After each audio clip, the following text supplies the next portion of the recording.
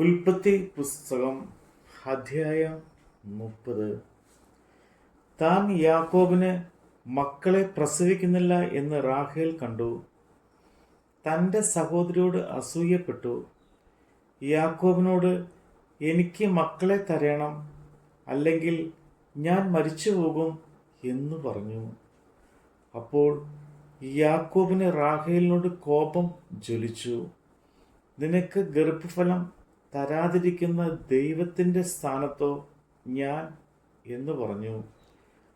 അതിന് അവൾ, എൻ്റെ ദാസി ബിൽഹ ഉണ്ടല്ലോ, അവളുടെ അടുക്കൽ ചെല്ലുക, അവൾ എൻ്റെ മടിയിൽ പ്രസവിക്കട്ടെ, അവളിൽ എനിക്ക് മക്കൾ ഉണ്ടാകും എന്ന് പറഞ്ഞു. അങ്ങനെ അവൾ തൻ്റെ ദാസി ബിൽഹായെ അവന് ഭാര്യയായി കൊടുത്തു. യാക്കോബ് അവളുടെ അടുക്കൽ ചെന്ന് ബിൽഹ ഗർഭം ധരിച്ച് യാക്കോബിന് ഒരു മകനെ പ്രസവിച്ചു. അപ്പോൾ റാഹേൽ, ദൈവം എനിക്ക് ന്യായം നടത്തി എൻ്റെ അപേക്ഷ കേട്ട് എനിക്ക് ഒരു മകനെ തന്നു എന്ന് പറഞ്ഞു.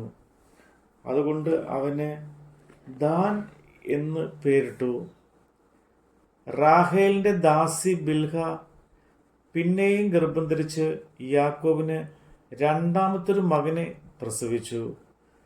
ഞാൻ എൻ്റെ സഹോദരിയോട് വലിയൊരു പോർ പൊരുതു ജയിച്ചിരിക്കുന്നു എന്ന് റാഹേൽ പറഞ്ഞ് അവന് നഫ്താലി എന്ന് പേരിട്ടു.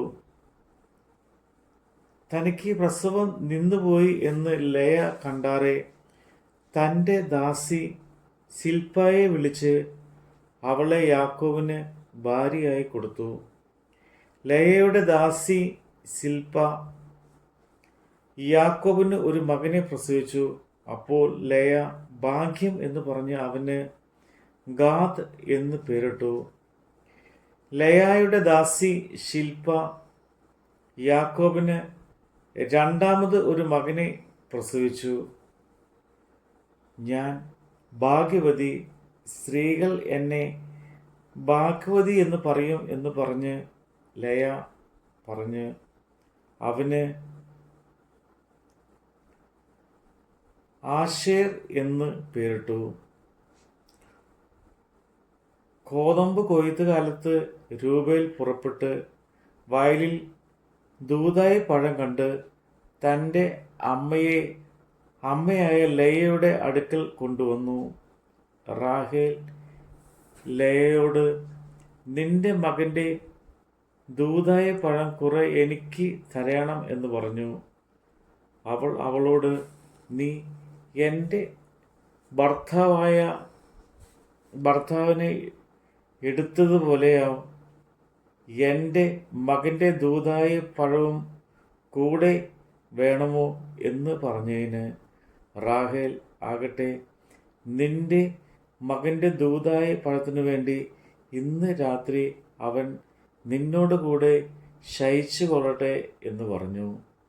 യാക്കോബ് വൈകുന്നേരം വയലിൽ നിന്ന് വന്നു വരുമ്പോൾ ലയ അവനെ എതിരേറ്റ് ചെന്ന്, നീ എൻ്റെ അടുക്കൽ വരണം, എൻ്റെ മകൻ്റെ ദൂതായ പഴം കൊണ്ട് ഞാൻ നിന്നെ കൂലിക്ക് വാങ്ങിയിരിക്കുന്നു എന്ന് പറഞ്ഞു. അന്ന് രാത്രി അവൻ അവളോടുകൂടെ ശയിച്ചു. ദൈവം ലയയുടെ അപേക്ഷ കേട്ടു. അവൾ ഗർഭം ധരിച്ച് യാക്കോബിന് അഞ്ചാമത് ഒരു മകനെ പ്രസവിച്ചു. അപ്പോൾ ലയ, ഞാൻ എൻ്റെ ദാസിയായ എൻ്റെ ഭർത്താവിന് കൊടുത്തതുകൊണ്ട് ദൈവം എനിക്ക് കൂലി തന്നു എന്ന് പറഞ്ഞ് അവന്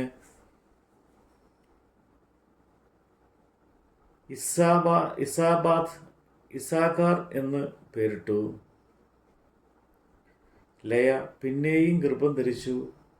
യാക്കോബിന് ആറാമത് ഒരു മകനെ പ്രസവിച്ചു. ദൈവം എനിക്ക് ഒരു നല്ല ദാനം തന്നിരിക്കുന്നു. ഇപ്പോൾ എൻ്റെ ഭർത്താവ് എന്നോടുകൂടെ വസിക്കും. ഞാൻ അവന് 6 മക്കളെ പ്രസവിച്ചല്ലോ എന്ന് ലയ പറഞ്ഞ് അവന് സെബുലൂൻ എന്ന് പേരിട്ടു. അതിൻ്റെ ശേഷം അവൾ ഒരു മകളെ പ്രസവിച്ച് അവൾക്ക് ദീന എന്ന് പേരിട്ടു. ദൈവം റാഹേലിനെ ഓർത്തു. ദൈവം അവളുടെ അപേക്ഷ കേട്ട് അവളുടെ ഗർഭത്തെ തുറന്നു. അവൾ ഗർഭം ധരിച്ചൊരു മകനെ പ്രസവിച്ചു. ദൈവം എൻ്റെ നിന്ന നീക്കിക്കളഞ്ഞിരിക്കുന്നു എന്ന് പറഞ്ഞ് യഹോവ എനിക്ക് ഇനിയും ഒരു മകനെ തരുമെന്നും പറഞ്ഞ് അവന് യോസഫ് എന്ന് പേരിട്ടു. റാഹേൽ ജോസഫിനെ പ്രസവിച്ച ശേഷം യാക്കോബ് ലാബാനോട്, ഞാൻ എൻ്റെ സ്ഥലത്തേക്കും ദേശത്തേക്കും പോകുവാൻ എന്നെ അയക്കണം. ഞാൻ നിന്നെ സേവിച്ചതിൻ്റെ പ്രതിഫലമായ എൻ്റെ ഭാര്യമാരെയും മക്കളെയും എനിക്ക് തരണം. ഞാൻ പോകട്ടെ.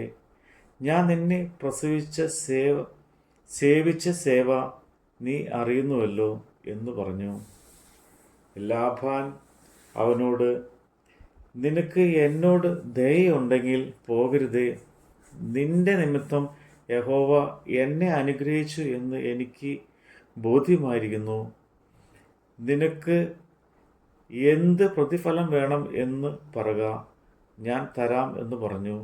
അവൻ അവനോട്, ഞാൻ നിന്നെ എങ്ങനെ സേവിച്ചു എന്നും നിന്റെ ആട്ടിൻകൂട്ടം എൻ്റെ പക്കൽ എങ്ങനെ ഇരുന്നു എന്നും നീ അറിയുന്നു. ഞാൻ വരും മുമ്പേ നിനക്ക് അല്പമേ ഉണ്ടായിരുന്നുള്ളൂ, ഇപ്പോൾ അത് അത്യന്തം വർദ്ധിച്ചിരിക്കുന്നു. ഞാൻ കാൽ വച്ചിടത്തൊക്കെയും യഹോവ നിന്നെ അനുഗ്രഹിച്ചിരിക്കുന്നു. ഇനി എൻ്റെ സ്വന്തം ഭവനത്തിന് വേണ്ടി ഞാൻ എപ്പോൾ കരുതുമെന്നും പറഞ്ഞു. ഞാൻ നിനക്ക് എന്ത് തരയണം എന്ന് അവൻ ചോദിച്ചതിന് യാക്കോബ് പറഞ്ഞത്, നീ ഒന്നും തരേണ്ട. ഈ കാര്യം നീ ചെയ്തു തന്നാൽ ഞാൻ നിന്റെ ആട്ടിൻകൂട്ടത്തെ ഇനിയും മേയിച്ച് പാലിക്കാം. ഞാൻ ഇന്ന് നിന്റെ എല്ലാ കൂട്ടങ്ങളോടും കൂടി കടന്ന് അവയിൽ നിന്ന് പുള്ളിയും മറുവുമുള്ള ആടുകളൊക്കെയും ചെമ്മരി ആടുകളിൽ നിന്ന് കറുത്തതിനെ ഒക്കെയും കോലാടുകളിൽ പുള്ളിയും മറുവുമുള്ളതിനൊക്കെയും വേർതിരിക്കാം. അത് എൻ്റെ പ്രതിഫലമായിരിക്കട്ടെ. നാളെ ഒരിക്കൽ എൻ്റെ പ്രതിഫലം സംബന്ധിച്ച് നീ നോക്കുവാൻ വരുമ്പോൾ എൻ്റെ നീതി തെളിവായിരിക്കും. കോലാടുകളിൽ പുള്ളിയും മറുവുമില്ലാത്തതും ചെമ്മരിയാടുകളിൽ കറുത്ത നിറമില്ലാത്തതുമെല്ലാം മോഷ്ടിച്ചതായി എണ്ണാം. അതിന് ലാബാൻ, നീ പറഞ്ഞതുപോലെ ആകട്ടെ എന്ന് പറഞ്ഞു. അന്ന് തന്നെ അവൻ വരയും മറുവുമുള്ള ആടുകളെയും പുള്ളിയും മറുവുമുള്ള